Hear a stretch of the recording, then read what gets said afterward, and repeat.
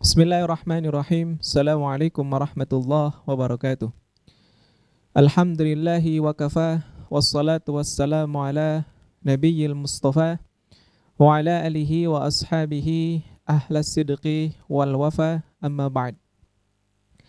Alhamdulillahirabbil alamin. Pada kesempatan yang berbahagia ini, kita kembali kedatangan salah seorang delegasi dari Al-Azhar Asy-Syarif. Beliau adalah Dr. Asy-Syaikh Dr. Ahmad Umar Taj, yang insya Allah akan menyampaikan nasihatnya yang mulia dengan tema pendidikan Islam untuk anak. Langsung saja, wa alaihi falyatafaddal mashkura. Bismillahirrahmanirrahim. Alhamdulillahi rabbil alamin. Wassalatu wassalamu ala al-mab'uthi rahmatan lil alamin wa ala alihi wa sahabatihi al-ghurri al-mayamin, thumma amma ba'd. فهذه هي الحلقة السابعة من سلسلة الأسرة في الإسلام، واليوم بعون الله تعالى نتكلم عن كيفية التربية الإسلامية الصحيحة للأبناء، فنقول وبالله التوفيق إن التربية هي مفهوم واسع وشامل يشمل كل جوانب حياة الإنسان. فالتربية في الإسلام تشمل الإنسان روحا وعقلا وبدنا، تشمل الإنسان من ناحيته كفرد ومن ناحية المجتمع أيضا، وبناء على ذلك جاءت تشريعات الإسلام. Setelah beliau menyampaikan muqaddimahnya, bahwasannya halaqah ini merupakan halaqah ke-7 dari silsilah kajian keluarga. Kemudian beliau menyampaikan bahwasannya pendidikan Islam untuk anak kita, yaitu dengan pendidikan yang sahih, yang benar, itu Islam sangat menganjurkan hal tersebut. Sebagaimana pendidikan dalam Islam mempunyai makna yang global atau mencakup aspek yang sangat luas sekali. Darinya tarbiyah yang mencakup yaitu hal al-fardi, personal, ataupun usari secara kekeluargaan.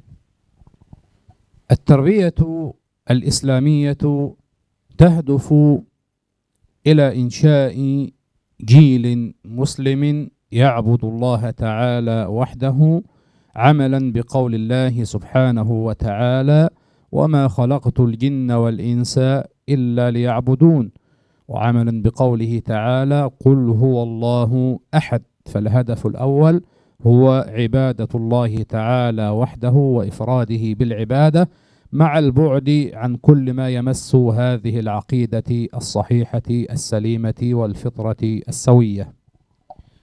Maka beliau menyebutkan bahwasanya pendidikan Islam yang pertama bagi anak-anak kita ataupun bagi keluarga kita yaitu menyembah Allah Subhanahu wa taala semata. Artinya mentauhidkan Allah Subhanahu wa taala, sebagaimana dalam ayat Al-Qur'an, wa ma khalaqtul jinna wal insa illa liya'budun.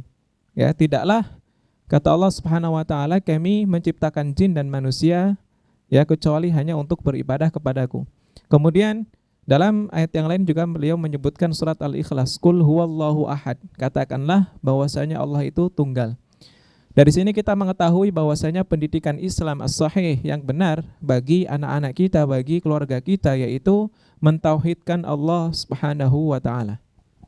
كذلك من أهدافها الاقتداء بالأنبياء جميعا، وبخاصة ختامهم محمد صلى الله عليه وسلم، كما قال الله تعالى: لقد كان لكم في رسول الله أسوة حسنة. فأسوتنا وقدوتنا هو نبينا محمد صلى الله عليه وسلم، منه نتعلم أمور ديننا وأمور حياتنا أيضا. Kemudian pendidikan Islam atau tujuan daripada pendidikan Islam yang kedua untuk anak dan keluarga kita yaitu al-iqtida bin nabi. Artinya ya mencontoh Nabi Shallallahu Alaihi Wasallam dalam semua aspek kehidupan, ya. Sebagaimana beliau menyebutkan firman Allah Subhanahu wa taala, laqad kana lakum fi Rasulillahi uswatun hasanah, yang artinya sungguh dalam diri Rasulullah sallallahu alaihi wasallam uswatun hasanah adalah contoh yang terbaik. Ya, kemudian maka kedatangan Nabi sallallahu alaihi wasallam yaitu untuk menyempurnakan kehidupan kita, maka selayaknya seyogyanya kita harus mengikuti semua ajaran yang beliau bawa.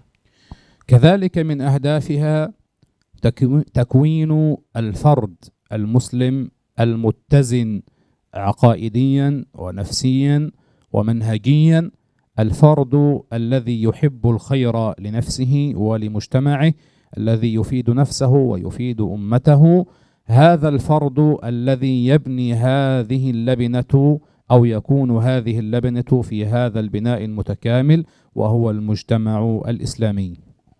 Kemudian tujuan tarbiyah Islamiyah, pendidikan Islam yang ketiga, yaitu takwin al-muslim, ya, atau pengkaderan saksiyah, ya, personal, ya, ataupun jiwa seorang muslim. Hendaknya ia harus dapat, ya, memanfaatkan waktu sebisa mungkin yang bermanfaat bagi dirinya dan melakukan, ya, hal-hal yang bermanfaat bagi orang lain.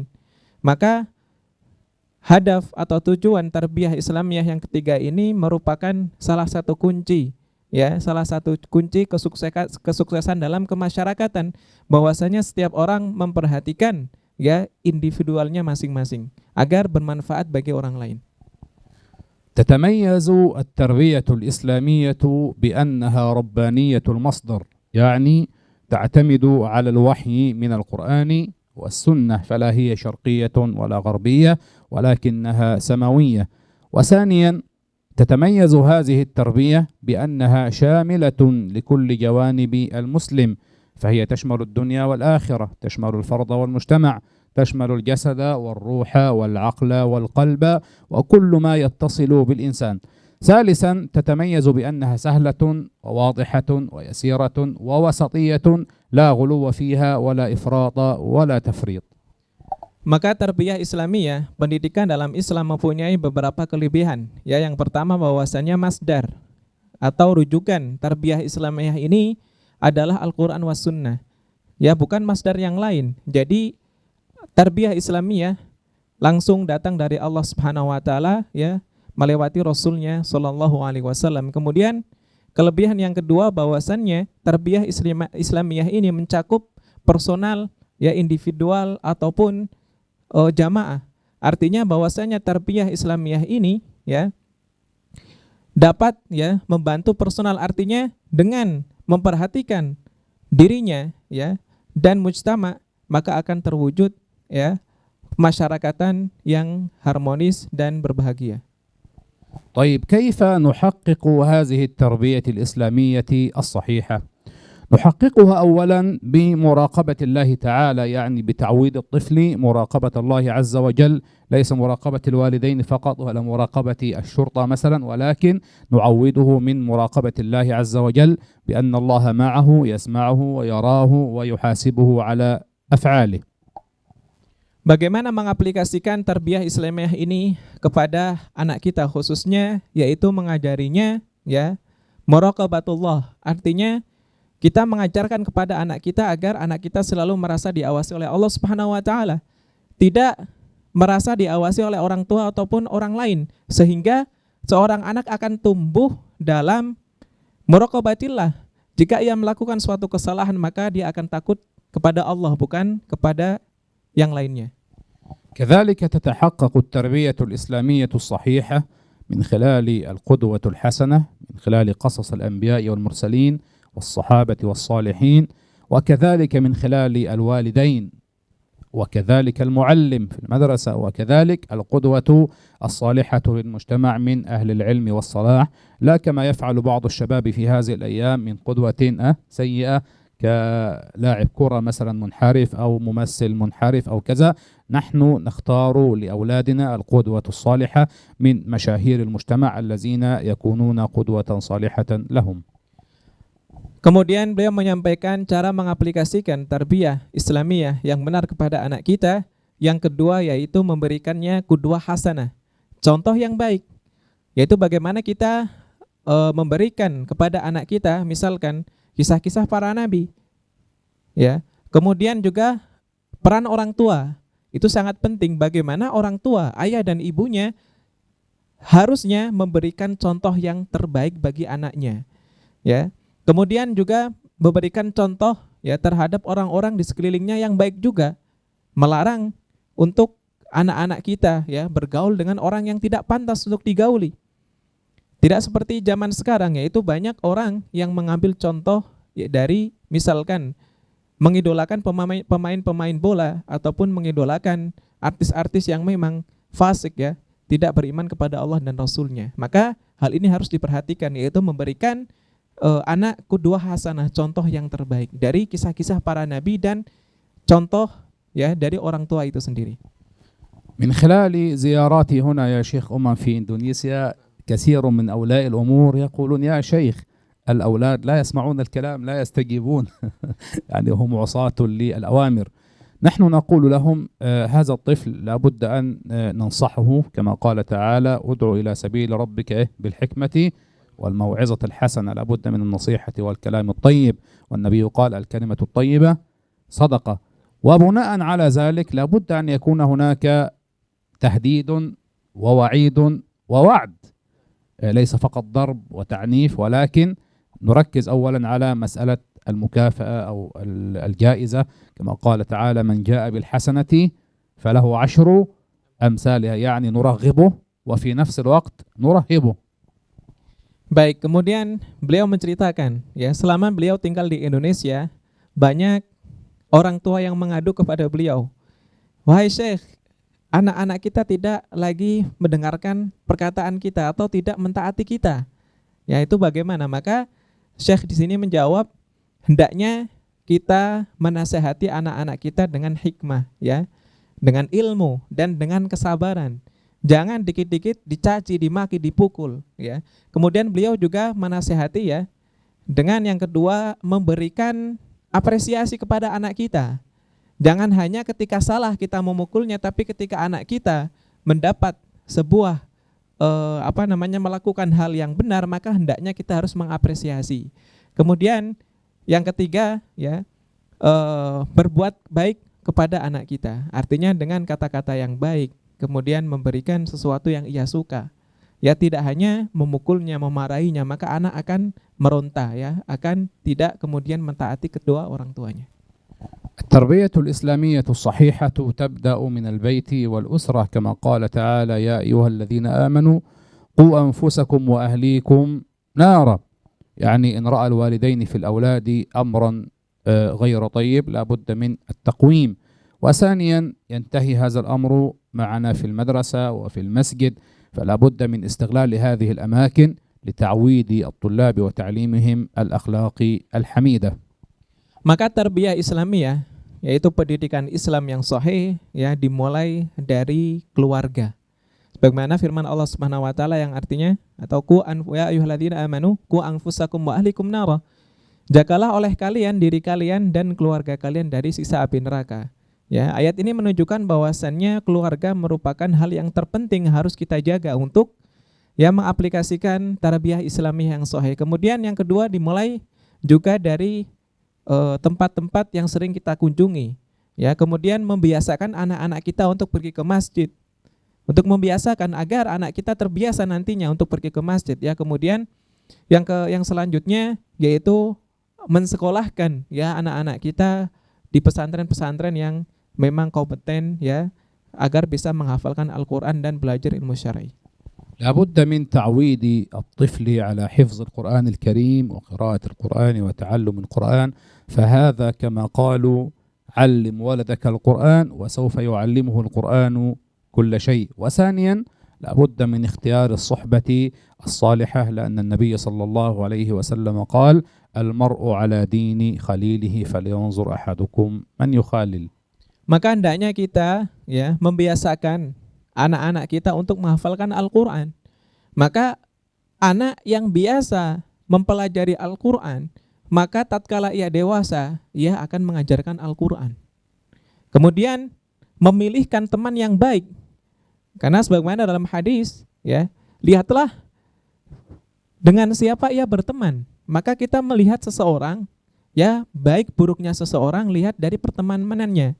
Jika ia berteman dengan orang-orang yang baik, insya Allah dia akan menjadi yang baik. Dan sebaliknya. Jadi itu, ya, membiasakan menghafalkan Al-Quran, dekat dengan Al-Quran, dan memilihkannya teman-teman yang baik pula. من أخطاء الوالدين في البيوت وأخطاء المربين عامة أنهم لا يتحاورون مع الطلاب ولا يتكلمون معهم ولا يعرفون مشاكلهم، وهذه مشكلة كبيرة، فلا بد من الحوار مع الأولاد لمعرفة مشاكلهم وحلها قبل أن تستفحل. فقد يكون مثلا بعض الأبناء يعني يسير مع أحد الأصدقاء غير الصالحين فينحرفوا في هذا الطريق، لذلك لا بد من المتابعة والاستمرار والكلام مع الطلاب والأولاد عامة. Salah satu kesalahan dalam tarbiyah Islamiyah, ya, yaitu bagi orang tua tidak membiasakan untuk hiwar, ya, atau berkomunikasi dengan anak-anaknya, sehingga orang tua tidak mengetahui masalah yang sedang dihadapi oleh anak-anaknya. Maka hendaknya orang tua harus menyisihkan waktunya untuk selalu berkomunikasi dengan anaknya. Begitu pula para guru-guru di mahat-mahat, ya, harus bisa berkomunikasi dengan baik kepada murid-muridnya agar permasalahan yang hadapi kita bisa membantunya. Nah. وأخيرا لا بد أن نعرف أن الحرية في الإسلام حرية مقيدة، يعني أنت حر ما لم تضر، وكما قال النبي صلى الله عليه وسلم لا ضرر ولا ضرار. فإذا تعاملنا مع وسائل التواصل الاجتماعي كاليوتيوب والفيسبوك وإنستغرام وغيره لا بد أن نراعي حرية الناس وحرية العقيدة وحرية العمل، ولكن بشرط ألا يكون هذا مخالفا لصحيح الدين وألا يكون مخالفا للعرف والأخلاق. أقول قولي هذا وأستغفر الله لي ولكم، والسلام عليكم ورحمة الله وبركاته. Kemudian akhiran beliau menyampaikan bahwasannya kita setiap muslim mempunyai kebebasan yang terikat. Artinya kita bebas melakukan apa saja, ya, selama kebebasan itu tidak menyalahi aturan agama. Beliau memberikan contoh cara kita, ya, bergaul dengan sosial media. Di sini ada hurriyah, kebebasan, ya. Dengan catatan kita tidak mengganggu ketenangan orang, tidak merampas hak-hak yang lainnya. Maka hendaknya kita menggunakan media sosial dengan sebijak mungkin. Artinya tidak, ya, melakukan hal-hal yang tidak diridhoi oleh syariat. Mungkin cukup sekian yang dapat kami sampaikan pada halaqah kali ini. Mudah-mudahan apa yang kami sampaikan bisa bermanfaat. Wal afu minkum. Wassalamualaikum warahmatullahi wabarakatuh.